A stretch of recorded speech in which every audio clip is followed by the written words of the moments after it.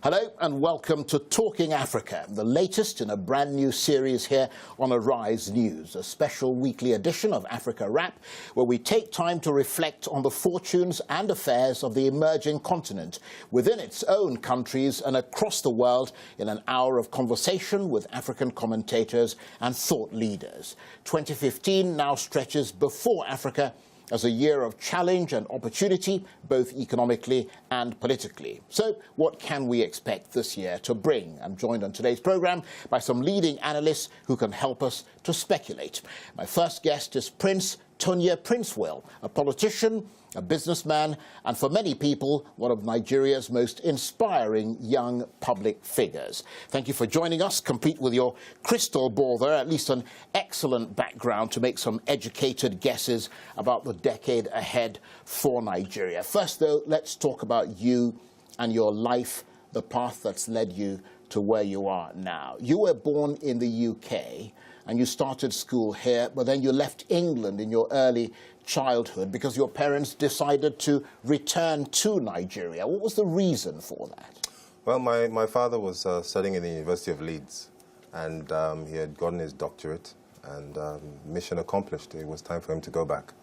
I mean, naturally, this was a progression. He's finished he was here on scholarship. He'd gotten his degree, so he was going back. He had been in the northern part of Nigeria, where he got his scholarship. So he was returning back to the northern part of Nigeria. So, of course, I went back, and that was the first experience of Nigeria I had, which is, of course, the northern part, Jos to be precise. Right. And, of course, how old were you then? I was 7 years old. Right. And how did the transition between two different cultures feel for you personally in the mid-1970s? I mean, what is it that you remember most vividly? What stands out for you? Well, it was funny because I was the last of my mother. My mother had 5 children before me. My father had none, so my father and mother married. She was divorced with 5 kids, and my father married her. So I was the first of my father, but the last of my mother. So I knew I had siblings. But here in the UK, we were alone. It was just me and them. And so going back, I was excited that I'd be going back to my siblings, but also there was this uncertainty. My schoolmates were telling me I was going back to the jungle, and I had this picture of, a plane going back and landing in some bush somewhere with monkeys jumping off the tree. So that stereotypical picture, unfortunately, was the one I had, but I was pleasantly surprised that I went back to a very well-developed system. Of course, it wasn't as developed as here, but it was definitely not as underdeveloped as I thought it would be. And of course, not only did you go back to that pseudo-developed system, I mean, your father made the transition from being a professor of medical microbiology to becoming a monarch. Correct. So you suddenly had to deal with not just a new culture, but the fact that you were now a prince. Well, yes, but for me, the prince tag has never been some kind of privilege arrangement. It's always been more like a duty, more a responsibility. You were sort of yoked down in traditions. Absolutely. Like I mean, traditionally, I'd rather be on Waikiki Beach sipping on a pina colada. But the responsibilities that come with being the son of a king is that you do have to dig down deep and get to work. So, yes, the transition from microbiologist to monarch was a sudden realization of that responsibility, but it always been there. He was a prince. His father was a king before him. So he knew that at some point he would have to take up that responsibility. Yeah, we always knew that that responsibility was there. So even before the formal transition took place, we'd already at least had the mental transition anyway. So when you look at, Prince Charles and the royalty here in England, you sort of have a nod of understanding, do you? We do. The only difference, of course, is that there's a lot more pomp and pageantry about this than there is about ours. But we understand the all eyes on you scenario and responsibilities that you have to behold. So you went through high school and university in Nigeria, but then you returned to London to continue your education in petroleum engineering. What was it about that field that ignited your interest? Well, it was, I came here to do a master's in Imperial College from Mineral Resources Engineering. I'd done a first degree in petroleum engineering, but I felt that there was still a lot I needed to learn.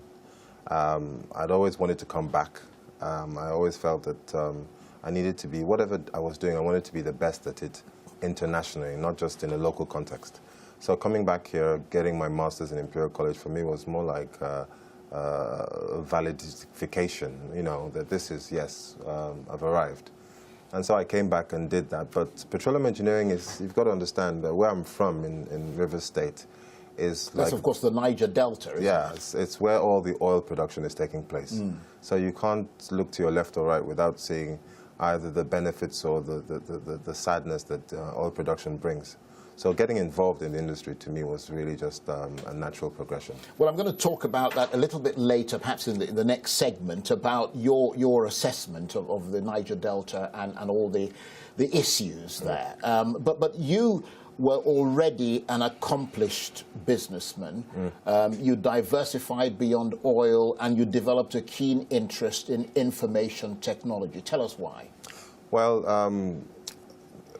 if I'm going to sugarcoat it, I'd say I was diversifying just for the sake of it. But the truth of the matter was it was money. When I was in the UK, petroleum engineering and mineral resources engineering was fantastic. But I looked at the people who had been working in the oil industry for 10, 15, 20 years, and I wasn't inspired. And then it came through to me that information technology was an area where we could truly develop ourselves. A friend of mine had diversified into information technology, and I saw him making a good ton of money, and I was quite impressed by it. And so I took a peek, and I liked what I saw, so I moved into information technology. So that sort of history of my career, moving from petroleum engineering to information technology and eventually to project management, was mainly because I always wanted to spread my wings. If the oil industry wasn't doing too well, like for instance now, then the information technology industry was always there. And if that wasn't doing well, then of course we had project management as well. And of course you moved from all of that into politics. I did, and there's a reason for that. There's a phrase I use, and I use it often. I borrowed it from Charles de Gaulle back in the days when he said, war is too important to be left to generals. Mine is politics is too important to be left to politicians. I'm not a traditional politician by any stretch of the imagination, but I've discovered that in a place like Nigeria, politics affects the people more than anything else. It's not like the UK, where you wouldn't worry too much if it's a Labour government or a Conservative government, because frankly speaking, they would both be interested in the people, and they would find some way of making sure that they got re-elected. So they would try to please the people, because people's votes counted. In Nigeria, it's a completely different set of circumstances. The politics is not taking care of the people, and I thought to myself, complaining would not make any sense. The real trigger was in 2003. There was a major crisis in my community, and it was caused by the politicians. And I had to sort of jump in to try to resolve the issues. And when I tried to do that, all the politicians ran for cover. There was no one to help me. So I asked myself, if I have to get involved and keep doing this thing, I might as well be taking the responsibility for it, formally, so to speak. And so that was my first entry into politics, purely because of crisis. And that gets us naturally to the next segments. There's much more to come from Prince Tonye Princewill very soon here on Talking Africa. We're turning this conversation towards Nigeria's election, and we're back to do that in just a moment. Stay with us.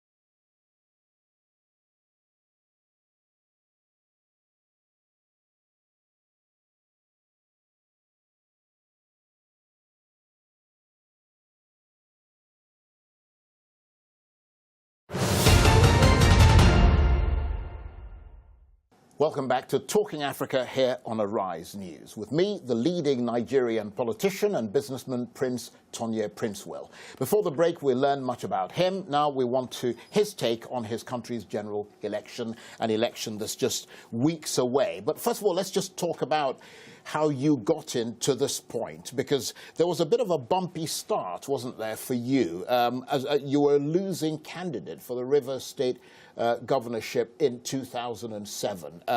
That led you to launch a legal challenge questioning the fairness of the election. I mean, did that introduce you to the sort of knuckle and punches politics in Nigeria?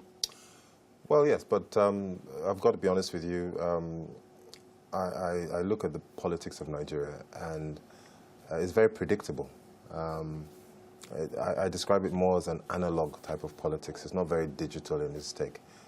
You can stand in one point and you can predict what will come out from the other point. So as much as it was unpleasant, I felt it was necessary. We can't improve the politics without changing the players. If we keep on with the same players, then we end up with the same outcome. So rather than discourage you, it gave you more impetus. Absolutely. I'm still here. I'm still here. In fact, many politicians say to me, they say, what you've achieved in a few short years of politics really dwarfs what most of us have achieved. And so I think within the short period I've been in politics, I'm quite satisfied about the outcome. Having said that, of course, there's room for improvement, and that's why I'm here. I'm here to make sure that things happen differently. There's no question that it's been quite a battle there, because, I mean, you were part of all those disputes and argumentations and, you know, quarrels and fights within the ruling People's Democratic Party, and you're now in the Labour Party. You've moved away from the party, and you're in a new sort of, if you like, party. What was it that made you that turned you off the PDP? I mean, here was a winning party that has been in power for 16 years. Nobody seemed able to challenge it, and yet you moved away from that party. No, it's the perspective or the context for my decision was not purely about winning or losing. It was, for me, more about right versus wrong. I'm in the Labour Party now. I'm very comfortable. It's a party that has basic ideals. One of the biggest problems we have in Nigerian politics is that the parties lack ideology. Here in the UK, if you have a candidate coming from the Conservative Party, you pretty much have an idea of his position on immigration and a host of other issues. But in Nigeria, the People's Democratic Party and the All Progressive Congress Party don't seem to have any defined ideology. That's why moving between parties in Nigeria is not such a big deal, because the ideologies of the individuals can fit into any of the political parties. Now, with the Labour Party, it's slightly different. I'm not in any way saying that they're the most robust, you know, this side of the Niger River, but I can tell you that they're a lot more ideological than others, and I feel a lot more comfortable. Now, having said that, the reason I moved away from the PDP simply was because they refused a fair contest. And you know, in politics, what you expect is to play by certain rules. And it's not helpful if the goalpost keeps changing and moving all the time. But of course, the Labour Party is like a sort of third way now, isn't it? Because, I mean, everybody's focusing on the two main parties, the ruling PDP and the opposition APC. You're sort of like the Liberal Democrats here in the UK. I mean, you've indicated that you're interested in succeeding Rotimi Amechi, who's the current governor in Rivers State this year. I mean, how is that campaign going? Do you really think you're putting up a credible challenge there? Of course. I think for me it's more along the lines of campaigning is not just, shouldn't just be an event, it should be a process. And I want to think that since 2007, when I contested for the first time, I've been somewhat quiet as far as politicians are concerned, but as far as the people are concerned, I haven't. I've been working very hard at the grassroots level, bringing peace to communities, making sure that, you know, we have some sense of what the people want. I've conducted the surveys. I've done a baseline survey of the whole state, going around from community to community, asking them key important questions. What do they like about this government? What would they like to see done differently? And I produced a document which many people are saying is historic, because no politician actually goes around asking the people what they want. So what are the issues? What are the issues that you think will connect you to the electorate? that? Well, the most important thing is that a manifesto that any serious politician is putting to the people has to reflect their wishes. But none of these people are asking the people what they want. So I have. And the most important thing, which continues to come back, it's a recurring decimal, is the lack of employment. So for me, we have here, for instance, people talking about education being priority, education, education, education, we used to hear in the days. For me, it's job creation. Job creation is the key priority. Most people need a job. Some have it, they want to change it. Some can't even find one in the first place. Now, if I focus on job creation as my one-point agenda, I know it will make a huge difference in the state. But it's not like you can wave a magic wand and create jobs, particularly in a one-crop economy like Nigeria, where there's been very little diversification. How are you going to do that? Well, you've just hit the nail on the head. There's very little diversification, so there needs to be more diversification. We need to go into agriculture. We need to look at infrastructural development. We need to talk about what are the main issues affecting business. Problem we have is that most of the politicians don't understand the language of business. If you go to the average business in the state, they'll tell you that one of the major issues they have is multiple taxation.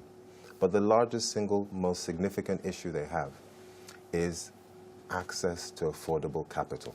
So they're businesses that want to do well, that are doing well, that could do a lot better if they got some government support. They're not getting it. Yeah, but the fact is that, yes, that joblessness is obviously a problem. But of course, for Nigerians, they would place that third. They'd say the first two things are insecurity and corruption. Well, I think that if you can address jobs, if you can focus on jobs, you see, a government in Nigeria tends to shy away from the responsibility of job creation. If you look at employment figures in the UK, or you look at unemployment figures in the US, the government takes responsibility for them. But it's not the government doing the employing. The government is only creating the environment by which employment should take place. So what needs to happen for people like me is to make sure that we create the environment for that to happen. And of course, in creating the environment, corruption and insecurity will automatically be addressed. But I would rather address corruption and insecurity in the manner in which I end up creating jobs. Because we've got to be tough on these crimes, but we also have to be tough on the causes of these crimes. And one of the reasons why people are so, let me use the word, accepting of corruption is that they're hungry. So you're starving, and someone comes along with breadcrumbs for you. You're not going to be asking him where he got the breadcrumbs from. You're going to be taking it. You're going to be snapping it out of his hand. But if you've got a decent living and someone comes around flashing the cash, you're going to say, hey, hang on, what are you doing there? Where did you get that money from?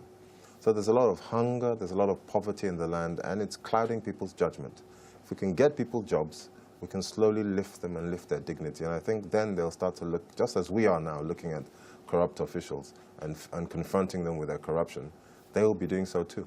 Now, you've earned the nickname, the digital politician, which obviously connects with your passion for modern technology, but also your advocacy for open government. Correct. I mean, it's very important. The only way we can achieve any kind of result is if we start to put our leaders under scrutiny.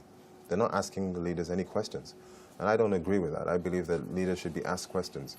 If you look at my history, you'll see that in 2007, I contested for the office of governor. I worked a unity government in the end with the PDP government at the time, Rotimi Amechi. And throughout that period, I was one of his fiercest critics. So I was working with him, but I was criticizing him. And I was saying to him that this needed to be done right.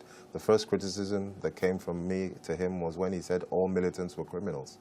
And I explained to him that they, the politicians, were the ones that armed these people.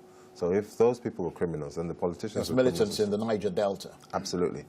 So you've got to, we're not in politics to make friends. We're in politics to serve the people. And if in the process of serving the people we have to ruffle a few feathers, then so be it. And that's the kind of leadership that we need, and that's the kind of leadership that I'd like to deliver. Okay, stay with us. Much more to come from Prince Tonye Princewill very soon here on Talking Africa. We next consider the decade ahead for Nigeria. Stay with us.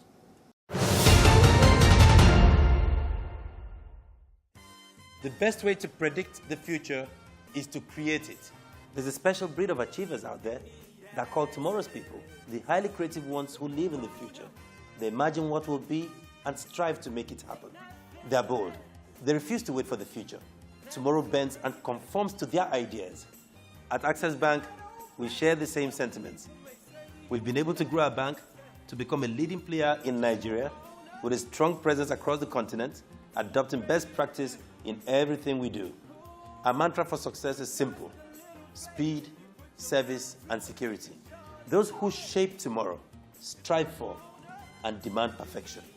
At Access Bank, our service culture of speedy response and drive for excellence is the blueprint for creating customer experiences that will echo for generations. Come, let's work together and take tomorrow.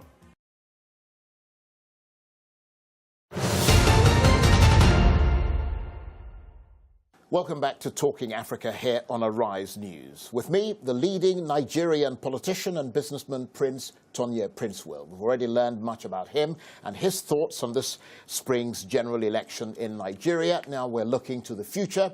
What do the next 10 years hold in store for Africa's biggest economy? Thank you again for rejoining us. You've been a leading advocate of empowerment for young people as well as women in rural areas of Nigeria. What was it that triggered your involvement in that type of public-spirited work, if you like?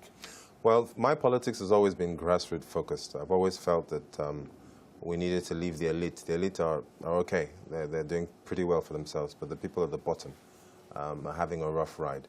And so most of my politics has been engaged at that level. And so I'm confronted with the poverty, I'm confronted with the health issues, the poor education, you name it. And so on a day-to-day basis, I'm having to confront these issues. And, you know, you might have heard of the Princewill's Trust, which is a charity I set up. Yes, I was just going to ask you about the initiatives that you have actually launched to help Nigerians. Yes. So here you are helping this person here and helping that person there. And it's all, you know, scattered. And so what I felt really was create some kind of a funnel through which you can channel this goodwill, and hopefully other people will come to that and then see that there's some kind of expertise on the ground and work with it. So I'm fed up of picking up the pieces. I'd rather get a government to do that. But in the process of the government doing it, then we have to pick up those people who fall through those gaps. Do you think the government of President Jonathan has made any difference at all in this direction? Absolutely. I mean, there's no doubt about it. There's no saying that they're not areas for improvement. There are lots of areas for improvement. I didn't expect much from him. I've got to be honest with you. I was not one of those people who was running around the place screaming that he had no shoes and therefore he should be given the position. I was a critic. But I've got to be honest with you that over the years, in spite of the insecurity, in spite of the political distractions that he's had and received, I'm impressed. I think he's done pretty well. But the tide is against him. Nigerians are a lot more aware. What they would have settled for before, they would no longer settle for. So he's going to be feeling the heat, and rightly so. And do you think the APC candidate, I mean, your party doesn't actually have a presidential candidate, does it? No, but I'm not one of those people who runs around the place screaming my party is supreme. For me, the people are supreme. And if my party isn't serving the will of my people, as I've demonstrated with the PDP, then on your bike, mate, as they say. So for me, it's not that. But I look at the candidates, Buhari, and I look at Goodluck Jonathan, and I'm able to assess them dispassionately in spite of party affiliations. And I've got to be honest with you that anyone who thinks that Buhari is going to come and change things or make things better must be living in some kind of planet. I'm not too sure which one it is, because he's surrounded by pretty similar people to who Goodluck is surrounded by. So it really comes down to the individual. And I think on that point, Jonathan wins any day. Right. Now, of course, Nigeria is just moving away from politics, which we've talked about considerably here. Nigeria is an emerging mixed economy. It's the second largest, well, it's now actually the largest economy in Africa. It has the highest population of any African nation, and it boasts an abundant supply of natural resources. You will know, I mean, you know that from your oil, your information technology interests and that sort of thing. How far has the country moved forward, given all these resources, since the end of military rule 16 years ago, particularly in the Niger Delta, where you're from? Well, I think there's been slow progress. There's no doubt that our biggest problem in Nigeria is our politics. I think that we've got, beyond the natural resources, one of the biggest resources we have are the people. I think we have Nigerians, not just within Nigeria, but all over the world, who are exceptional. If we can just get the right kind of political leadership, we can harness all of that resource. So I think Nigeria is a very blessed country.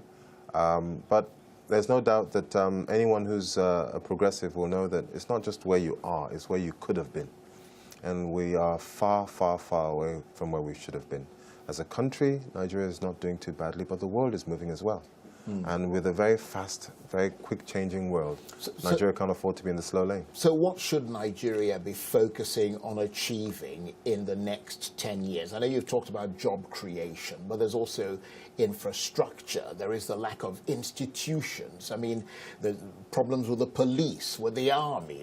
There's so many things. And that's what President Jonathan says, that he's inherited 40-something years of maladministration in Nigeria. And you can't wave a magic wand and end it all in 4 years. No, you can't. But you see, the beginning of the solution is leadership. That's the beginning of the solution. And leadership comes from our politics. For some strange reason, democracy is the best option. Aside from dictatorship, there's nothing else we can do. We need a democracy. And the only way you can move a country forward is by the leadership. The leadership provides the vision, and then they articulate that vision and people vote for them. Now, unless we can get our party politics right, I'm afraid you and I will be having this conversation even when we're grey and old. And we need to get that right. And that's why the best thing anyone can do for Nigeria is pray for right leadership. And it's not just pray and go down on your knees and pray. We need to work for it as well. That's what I'm doing. Right. Now, I believe that we need to define a different type of leadership, which means that we must insist on internal democracy within political parties. That would be a good start. Now, if Nigeria gets the sort of leadership that you're talking about, what are the key areas where you think the country can excel, not just in Africa as a continent, but on a global platform? Well, I've got to be honest with you. Call me biased, but I think there's no area where Nigeria cannot do well. Whether it's been science, whether it's been the arts. I'm an engineer by training, but many people will know that I'm also a movie producer and a music producer. I get involved with the youth because I want to get them from where they are to where they need to be. So whatever I have to do to get involved, I am. And I've seen some of the most amazing talents, from dancers to musicians to actors. Nigeria has it all. So I wouldn't want us to limit ourselves and say we're focusing on this or we're focusing on that. We need to diversify our economy, primarily. That's very important. But honestly, we need to be looking at all sectors and seeing how we can make little bits of gains here and little bits of gains there. And you're convinced that you will play your part in driving forward change and empowerment for Nigerians as a politician? Yes, because I have a choice. I don't have to be there. I'm there simply because I want to be there. And so as long as you have a choice, it's good because you're coming to the political space with something. You're bringing something to the political space. It's not like an individual saying, I want to create jobs, but they've never created jobs before. And I have. I've done that. And I have people who are working in the North Sea, exported from Nigeria. So I know what it is. I know how to create jobs. And of course, I'm coming to the political space to make my contribution to move my country forward. Prince, thank you very much indeed. Thank you as well. Well, my thanks to Prince Tonye Princewill today for joining us on Talking Africa here on Arise News. After the break, more guests, more analysis, and maybe some fireworks too, as we look back at the week in Africa. Stay with us.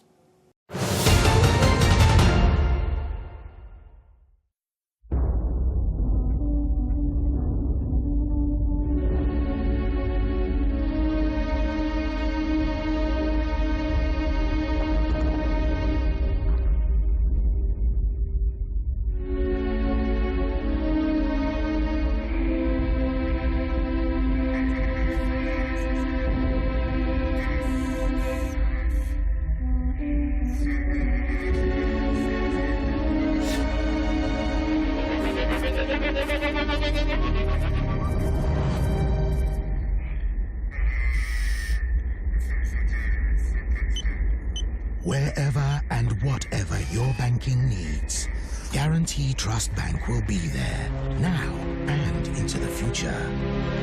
Because you're at the heart of everything we do. Guarantee Trust Bank, proudly International.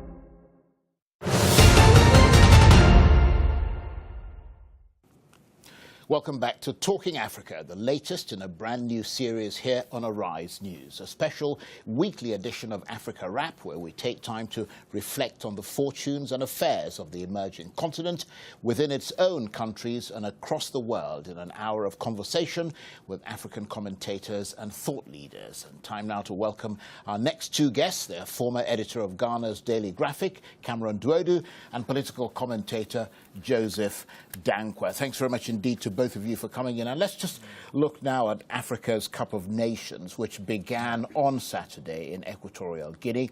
A last-minute change of host country, of course, with Morocco pulling out due to Ebola fears. And after Morocco made a last-minute withdrawal as the Cup of Nations host, it'll now be held, well, it's now being held in Equatorial Guinea, but they haven't actually had much time to build any new infrastructure.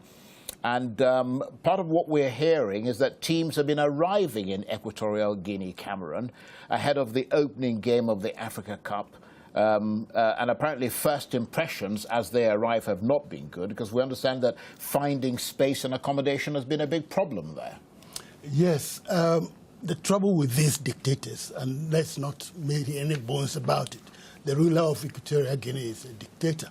They think they can do anything because they've got money. He need planning. He likes the publicity that this tournament is going to give to his country.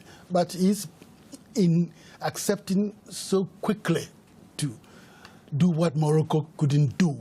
He probably is putting a lot of obstacles in the way of the players and their supporters.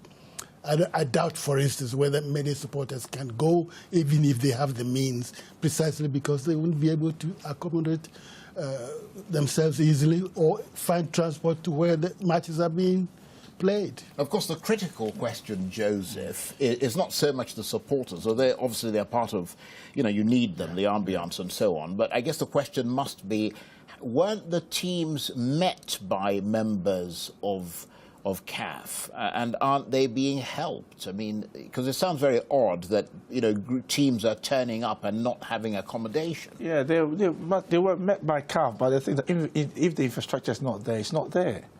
You see, because Equatorial Guinea hosted it 2-3 years ago, co-hosted it with Gabon, and I think they must have thought that they could host it single-handedly this time, but they've misjudged it. You see, it's whether the CAF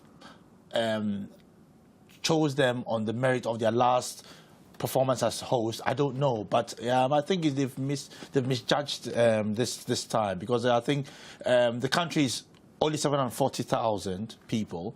The infrastructure is not there as compared to maybe other African countries. And they should have taken that into consideration, not somebody coming to say that I'm hosting it because for hosting's sake. Right. I think, as you pointed out, Cameron, the game's obviously being done at very short notice. Yes. But of course, difficult as it must be, they've just got to get on with it. Absolutely. But there is also the question of information. African countries are not very good at communicating with each other. So probably the Equatorial Guinea people had allocated rooms to delegations. And you have 20 rooms, you have 20 rooms, and then people come with 40 or 35, and then they have to make ad hoc arrangements on the spot. I think probably this is what has happened, that they have allocated, in consultation with CAF, the number of places for people, and then people come with bloated delegations, which always takes place in Africa because of the lack of discipline.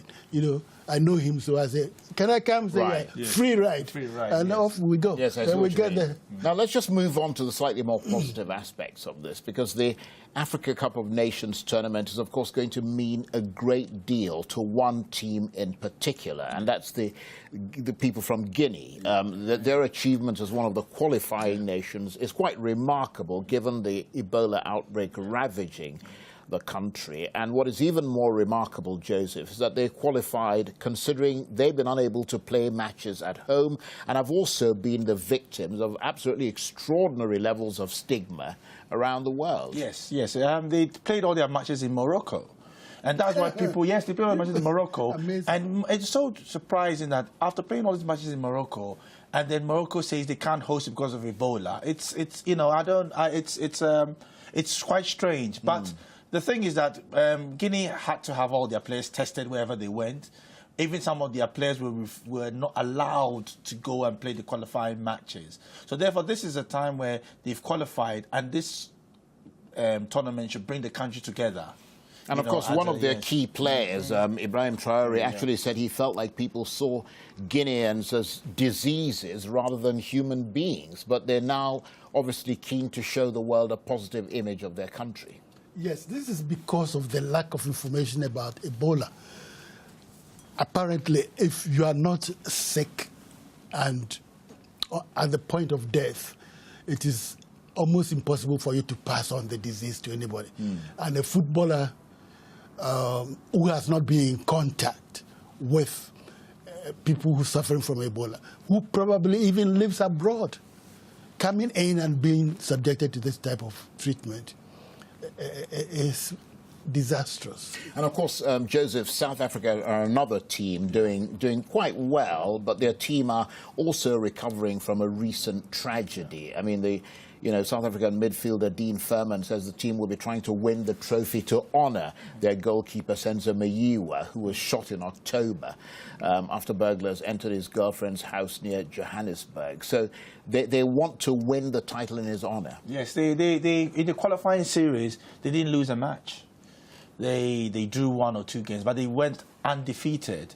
And looking at the death of their captain who was shot in his girlfriend's home shows that the South African players would want to come together and say, we win this for you. But the big question mark is, after not doing too well in the past 2 tournaments, I don't know whether they are prepared or they are in good shape to win this tournament. Well, we're going to have to watch and see. Now, let's move on to your favourite, Cameron. Who do you predict will take the trophy this year? Your home team, Ghana, are widely thought to be one of the most highly sort of skilled teams, yet they have not won the title in more than 30 years. That is true, and we could be hopeful this year, except for our stupid mistake at the World Cup, where money ruled everything, and people are so demoralized because of that, you know. But maybe Ghana being Ghana, they can ride over that psychologically anyway. Well, Joseph, you're also from Ghana, but do you? I want to ask you this question: who do you think, not about your country, but who do you think actually deserves to win this year? On current form, it's Algeria. In current form, Algeria is a top African. Well, they are the best team in Africa. They are the best team in country. So if you're taking all things being equal from the performance from the last World Cup, they are the informed team. And a team like Cameroon, which is now, because the last qualifying season, the same group with Ivory Coast, and they beat Ivory Coast. And so show that they are also in good form. So the countries to look out for are Algeria, Ghana, Cameroon, and then South Africa. South Africa. Okay. Yes. Stay with us. Those matches, of course, taking place this weekend. More to come from my guests here on Talking Africa. Do stay with us. There is a reason Africa is called the new frontier. What was once potential is now an opportunity ready to be seized. Once revered for our resources, today's wealth lies in our people. People who build the cities that shape the future. People who know an idea in one place means business in another. A generation for whom technology means there are no borders, no boundaries. We are the new lions in a brave new world, kings of the urban jungle. And there's a bank that puts the world in our pocket and the future in our hands. UBA, Africa's global bank.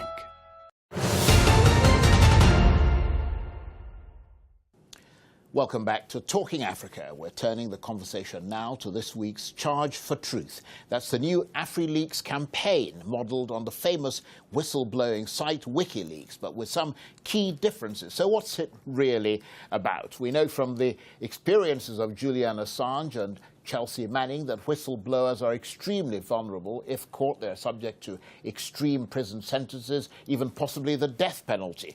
Will people in repressive African countries such as Eritrea and Sudan feel this platform is safe enough for them to share on? Sites like these and also AfriCheck have highlighted several mistakes and myths peddled by governments as well as by NGOs. Oh, sorry, Christ. My apologies. Yes, yeah, no, that is true, yes. Okay. Yeah, that's it, yeah. Sorry. Welcome back to Talking Africa. We're turning the conversation now to this week's Charge for Truth. That's the new AfriLeaks campaign, modelled on the famous whistleblowing site WikiLeaks, but with some key differences. So what's it really about? Cameron, I'm going to start with you. We know from the experiences of Julian Assange and Chelsea Manning that whistleblowers are extremely vulnerable. I mean, will people in repressive African countries such as Eritrea and Sudan feel that this platform is safe enough for them to share on? They won't know until they've tried it, and that is the difficulty. People have to be inspired to know that if we send this information out, we shall be safe, and at the same time, we shall be helping our countries. Now, how do you communicate that to people in key positions? There is also a danger that instead of inspiring really well-intentioned people, it might arouse vindictiveness in people who have been dismissed, who think they have been dismissed unfairly, and who then want to use the information media as a means of getting back. In other words, there could be political manipulations as there. well. Yes. Now, how important, though, Joseph, do you think sites like this AfriLeaks would be for things like transparency and accountability in Africa, in spite of the things that that Cameron referred to there? Yeah, it would make people bolder to come forward to expose graft and corruption within the African political system. But the problem here is I can see, countries like maybe Eritrea and then Sudan getting people to infiltrate into that system because those are police states.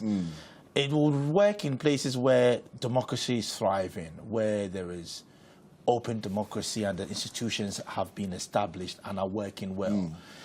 Countries where you have a totalitarian system, it's very difficult for the journalists to work or the whistleblowers to work in a free, Well, I mean, presumably they're not going to be focusing so much on Eritrea and Sudan. I mean, it's a bit like North Korea. You can't penetrate, so you don't really go there to do anything. So, I mean, but I mean, the other question, Cameron, is apparently these guys are going to be carrying out technical training for investigative journalists so they can verify the quality of leaks.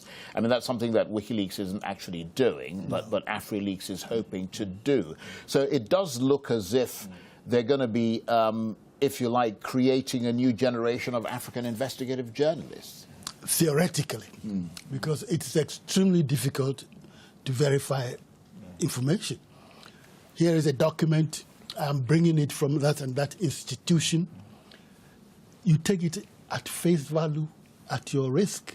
You don't know whether it has been forged and duplicated or whatever. These days, photoshopping, you can do a photoshopping thing and put a masthead on a document and send it and say this is original. And it is not. As I say, vindictive people can use that. But if in the long run, sincere people begin to think that they are safe with this organization and they begin to be patriotic enough to say, it doesn't matter whether I'm caught or not, this information must go out, then we'll certainly get a lot of advantages from it. Now, Joseph, they're clearly trying to learn from WikiLeaks and its vulnerabilities. I mean, for example, they don't actually publish anything themselves. They instead provide an investigative platform. Do you think this will shield them and the people who come on board from a crackdown? Yeah. I think if they're able to have this, they have to have this. You know, it should be the proof, and it should be shield. They're able to shield them from any infiltration. Yeah, but it may well shield them. Yeah. But what about the newspapers that then go ahead to publish? Because, I mean, the idea is to make it public, isn't it? I mean, when you then go ahead and publish, publish and be damned, as they but say. then you publish it, but then you got it from a source. You are not the originator of the story. Yeah, but even then, I mean, if you publish it, you're subject to the same libel laws. It depends. Yeah, but then if the libel laws are not criminal, then if they're civil, then you wouldn't be in such much of a mess. Cameron. The advantage is if they do it in a network. Yeah.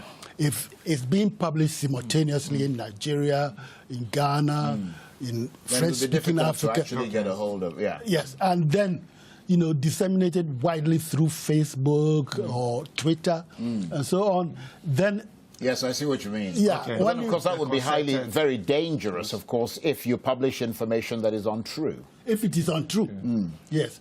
But in terms of repression, governments will be exposed so widely because of the network system that they would take a lot of, you know, persuasion before they try to. So given that, how likely are we to see some high-profile whistleblowing cases once this sort of AfriLeaks gets, you know, moving? Oh yes, I think I'm very certain that there will be. I mean, for instance, like countries like in Ghana and even Nigeria, you've had stories coming out even though they don't have a system like this. People have been bold enough to have come up with stories which have been eventually found to be true of high-level corruption and, you know, things which are going on in government which are. Well, I mean, like those allegations from the former governor of the Nigerian Central Bank about the missing 20 billion, at one point 10 billion, another point. I mean, that's the sort of thing that they could have got a hold of and dispersed across the continent, even though, of course, it went viral anyway.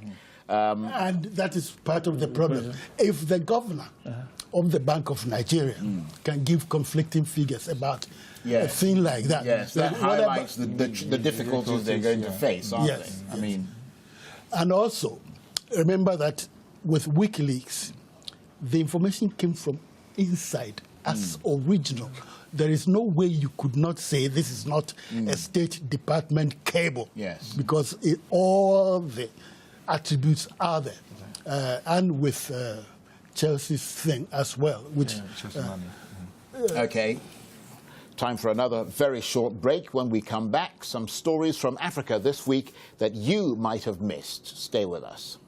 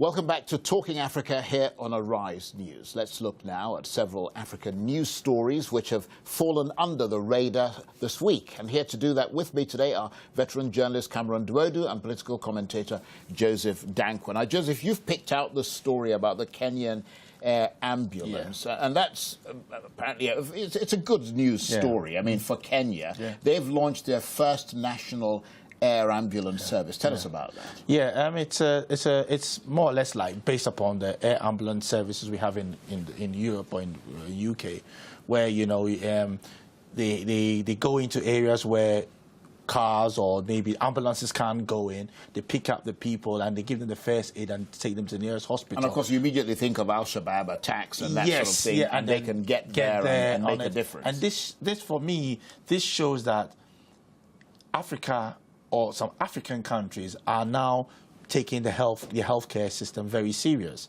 because it's not all about but then if one takes the lead, the others will follow. I mean, if Kenya does it, you can find it coming into other Eastern African countries where there's a lot of cooperation. You know, SADC, they got a lot of countries. The countries in South Africa cooperate a lot economically and politically. So if Southern Africa takes that aboard, they can advise their fellow sub-regional countries to do that. So is it your sense then that after that very controversial security bill that Kenyatta introduced, this looks more like a more pragmatic response to the terrorist threat? Yes, it is, because therefore if there is an attack on the border in Madeira, they can then go in, take in their first aiders or their medical crew, pick up people who have been injured or, you know, killed or anything, and then you bring them over to, you know, Nairobi or wherever, Mombasa, wherever they can get their. Of course, it is one aircraft. Yeah, but then but there's, you know, in the face of sort of a big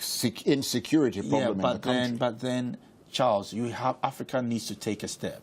We can't sit back and say it's one aircraft, but then with time they build upon it and then they expand it and it becomes a whole, you know, healthcare, you know. Right. Let's just move on very quickly, Joseph, to the next thing that news item that you suggested here, which is a statistical model to predict violence before it happens in Liberia. A bit confusing there. I mean, put it in some perspective for us. Yeah. There's a group of political scientists and war historians have come together to come up with a model whereby they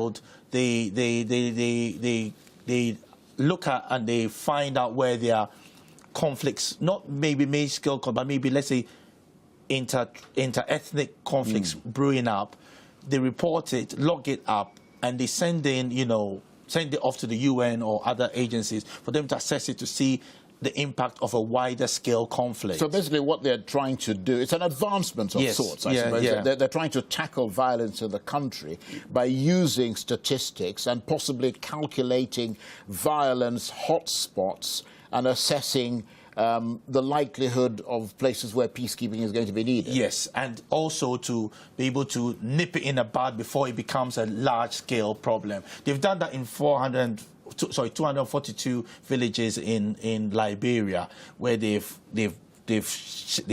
sampled this model, which has worked out very well. So they've realized that most conflicts in Africa start from maybe town conflicts. Nobody was able to predict what was going to happen in Southern Sudan. Don't mind these academics. No, but then, on that note, it's a step in the right direction. Yeah, okay, we'll leave it there for the moment. Cameron, I'm going to turn to you because you came up with a story about the Tanzanian albinos and the Tanzanian government banning witch doctors in a new attempt to try and protect albino children from being murdered for their body parts. Is that a step in the right direction?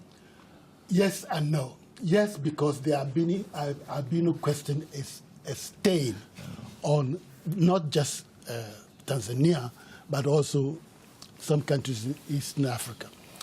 What people believe is that parts of the body of an albino contain powers which can help them, do you believe it to win elections or to win money? Bizarre. Yes, in business ventures.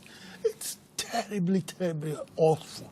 And the little kids that they grab and maim and kill, you know, when you see them, there was a picture of one of them with 2 arms hacked off. I saw this horrifying story where this little child was literally caught and had one of his arms whacked off. I mean, that's just absolutely terrible. But of course, you talk about, in sort of pre-discussion, about you're wanting to focus on protecting the children. Yes. But the problem that I find is that the government's measures seem to be contributing to the problem, because what it is that it's separating albinos, particularly albino children, sort of segregating them from the rest of the population, and that makes them feel sort of more vulnerable and more targeted, and accompanied with all of the problems like, low health care, standard of medical care, and all that sort of thing. I mean, does that concern you? Yes, because unfortunately, African governments tend to just go into a situation and dip their hands into it. This is bad. We ought to stop it. And this is our way of stopping it without actually studying it. Because if you ban witch doctors or native doctors, as we would call them, because they are not necessarily witch doctors, as per the novels of Rider Haggard and so on, what you need to do is to study the situation. And in my view, from my little experience of African life, what is happening is that the witch doctors are being bought.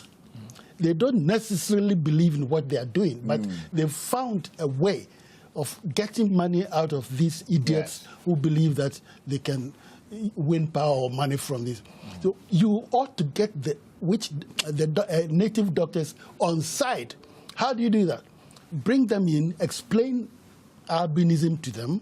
This is a genetic mutation and so on. It's got nothing to do with powers from heaven. And then get them to be on the side of the children. You re-educate them. You make them empathetic towards children whose limbs are being sought after. Well, there is now an albino member of parliament in Tanzania. We're going to have to watch and see if this will make a change. But Joseph Dankwa and Cameron Duodu, thank you very much indeed. And that is it from Talking Africa for this week. We'll return with Africa Wrap every night on Arise News at 1800 GMT. Goodbye, and thank you for watching.